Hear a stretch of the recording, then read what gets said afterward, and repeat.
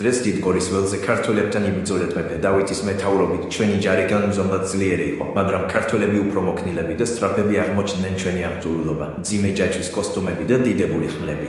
ჩვენს ერთიანობას ემსახურებოდა, თუმცა ქართველი მეომრების ტაქტიკა უფრო მორგებული იყო. სარბიელზე მიუხედავად მათი დახვეწილი სტრატეგიისა ჩვენს გამარჯვებას ხელი შეუწყო მეფე დავითის მუდმივმა გადაწყვეტილებებმა მისი დამარცხება. ქართველი მეფე ილღაზის წინააღმდეგ იყო მიზეზი, რის გამოც მე ვიგრძენი ასეთი სიხარული.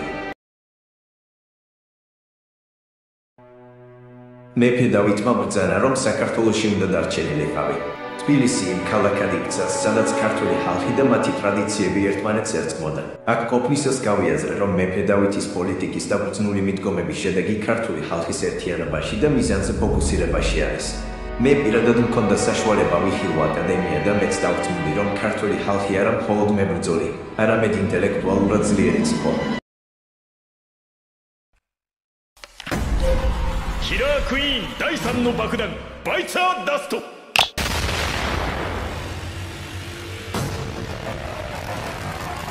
やったぞ、発動したぞ。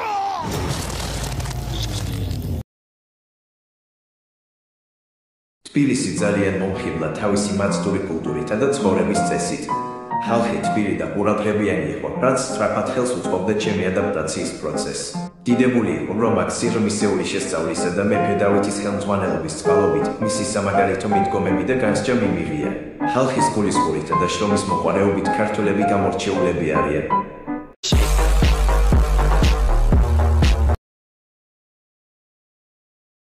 საბოლოოდ დავბრუნდი იერუსალიმში, მაგრამ ქალაქი შეიცვალა.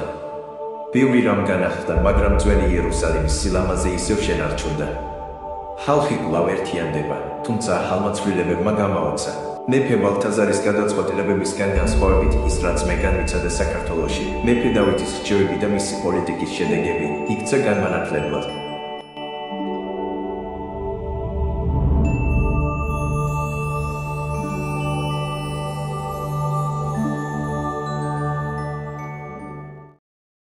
Hehehehe